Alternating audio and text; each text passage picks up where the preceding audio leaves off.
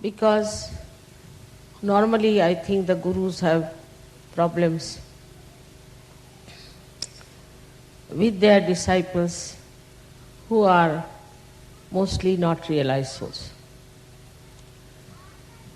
As they are not realized souls, the gurus find it difficult to communicate or talk to them about the subtle problems that they have.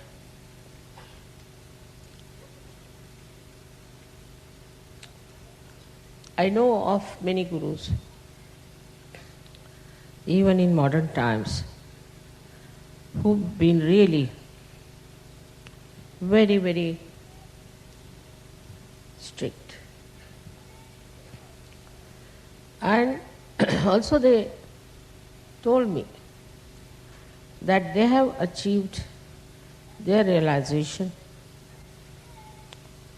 by working very hard and by suffering under the strictness of the gurus.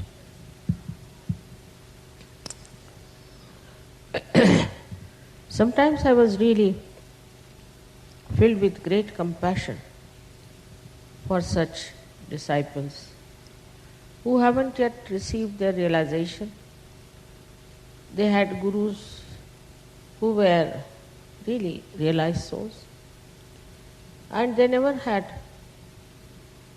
their realization. And the guru was extremely strict with them. There was one gentleman I met in Kolhapur, and he got realization in 1 minute. So he told me that his guru had told me to go for fast every month at least for 8 days. All right. Then he asked me to build a temple of Dattatreya in his village. And every day he must go and worship Dattatreya in the morning time and in the evening time. He spent so much money. And still he didn't get realization. And while you hardly took 2 minutes to give me realization, Mother, what is this? How you have been so gracious to me.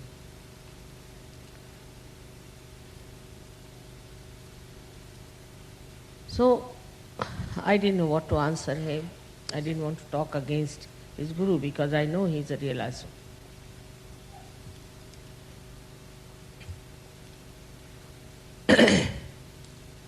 Actually, most of these gurus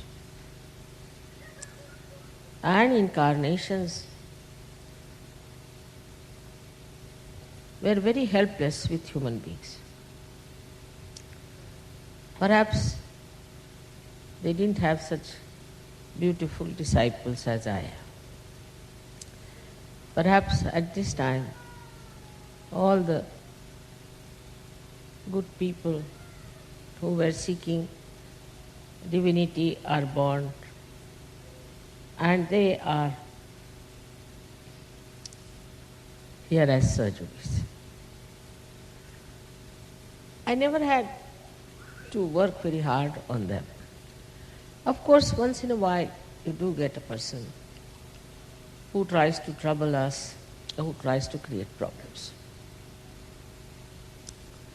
But modern times are so special, I think, that's very easy to give realization to people.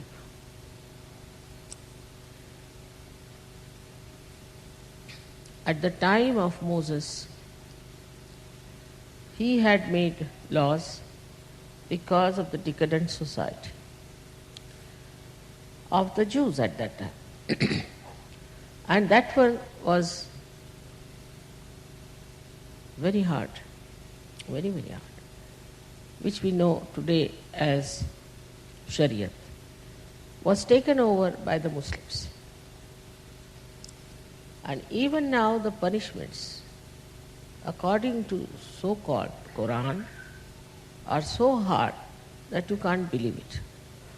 And most of the pressure of all their dharmic laws are on the women.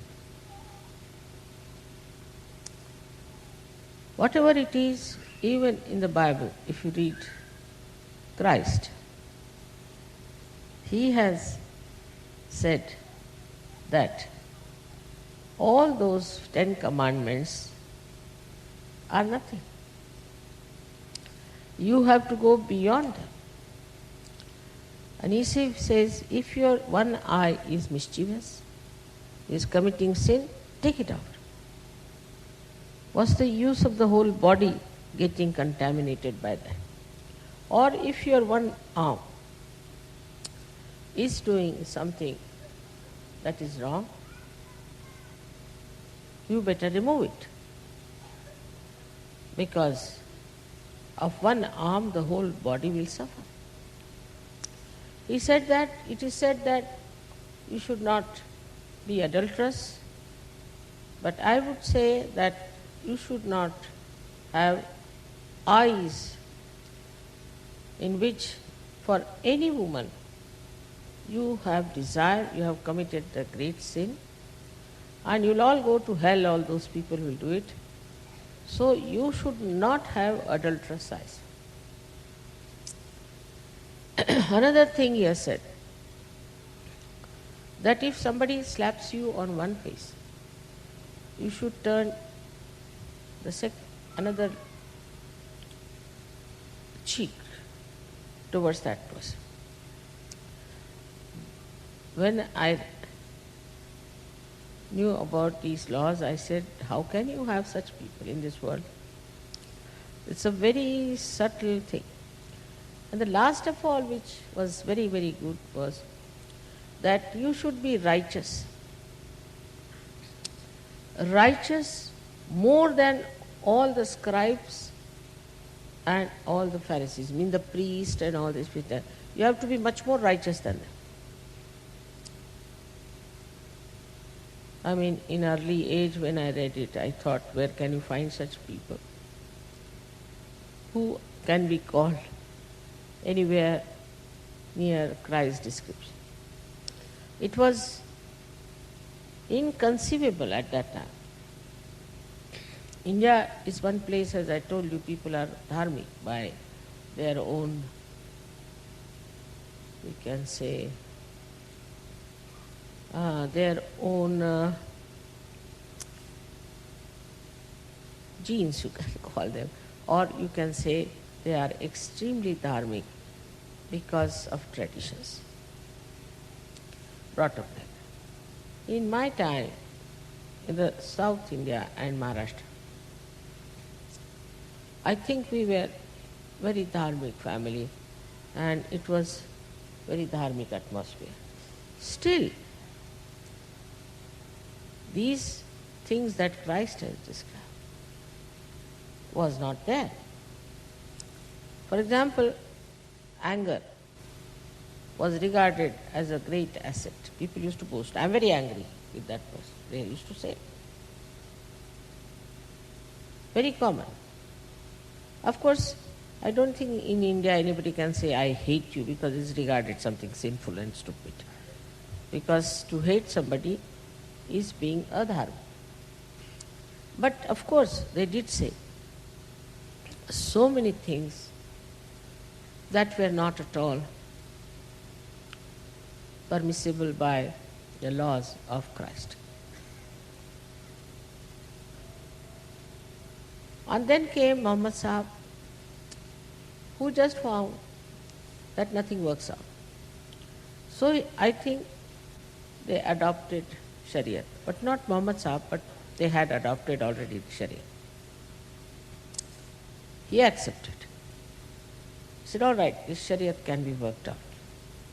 But it is so inhuman and has no balance, because only the women have to suffer, nothing to men. If a woman did adultery, then she was punished, but not the man. Even I don't know what is the law here, but in India, if a woman who is married does adultery, such a man has to be punished. But if the married man does adultery, there is no punishment. All these things I know cannot be forced on anyone. Whatever Christ must have said, he must have said in his own meditative mood. He was surrounded by people who tried to kill him, and they killed him ultimately. And the kind of people they were, especially at that time, the Romans, extremely cruel. So how can he say that if somebody slaps you on one cheek, you turn another cheek to that person? Very angry, hot-tempered people were there. Krishna, of course, said it very clearly that krodhat vijayate samoha. Krodha is the worst thing. Anger is the worst sin according to him. Only from anger everything comes. But he didn't say how the anger comes. He didn't talk about it, that the source of anger was your liver and also your upbringing. These two things give you horrible anger. Unless and until you witness yourself, your realization has no meaning. You should separate yourself from yourself and see for yourself what is really wrong with you. Now, supposing somebody is a very hot-tempered person, instead of taking pride in it or using that temper to control others, he should try to control himself. How? First is the krodha. Anybody who wants to be a saint should know that anger, this krodha, should have no place. How do you do it? You first of all witness yourself how you behave. For example, I would say artificially you become angry, artificially. And stand before the mirror. See your face, how you look like. You'll be surprised. You looks like a face of a monkey or a tiger or I don't know what animal you must have been in last